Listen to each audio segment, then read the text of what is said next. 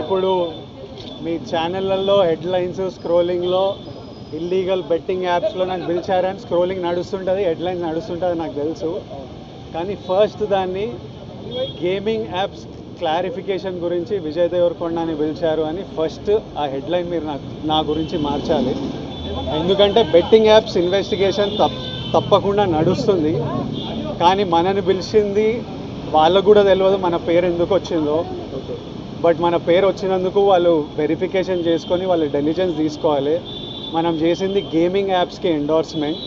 Gaming యాప్కి betting యాప్కి అసలు సంబంధమే లేదు. గేమింగ్ యాప్స్ అనేటివి completely legal, recognized by the government, licensed as a business. వాళ్ళకి జిఎస్టీలు, టీడీఎస్లు, కంపెనీలు, it's fully registered, recognized by supreme court and various state governments. అది గేమింగ్ యాప్. అటువంటిది A23.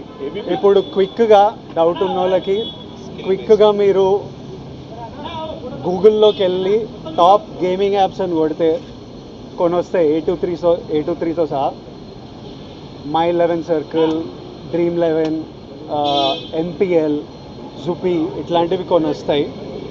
ఇవన్నీ రిజిస్టర్డ్ గేమింగ్ యాప్స్. ఇవన్నీ మన ఇండియన్ క్రికెట్ టీమ్కి స్పాన్సర్, మన ఇండియన్ ఒలింపిక్స్ టీమ్కి స్పాన్సర్, మన ఇండియా ఉమెన్స్ క్రికెట్ టీమ్కి స్పాన్సర్, ఐపీఎల్కి, ఎన్పిఎల్ ఒకదానికి అఫీషియల్ స్పాన్సర్, వేరియస్ కబడ్డీ లీగ్కి, వాలీబాల్ లీగ్కి అన్నిటికీ వీళ్ళు స్పాన్సర్ చేస్తారు. ఎందుకంటే these are completely legal entities. Indian Olympics టీమ్కి స్పాన్సర్ చేయాలంటే లీగల్ ఉండాలా వద్దా? సో ఫస్ట్ ఆఫ్ ఆల్ ఈ గేమింగ్ యాప్స్ని, ఇల్లీగల్ బెట్టింగ్ యాప్స్ని మీరు సపరేట్ చేయాలి. అది జర్నలిస్ట్గా మీ రెస్పాన్సిబిలిటీ.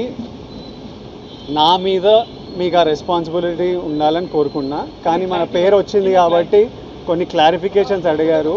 ఆ clarification account details, transaction details ఏంటి, ఆ కంపెనీ అవన్నీ పంపించేసినాము. ఇంతటితో సమాప్తం.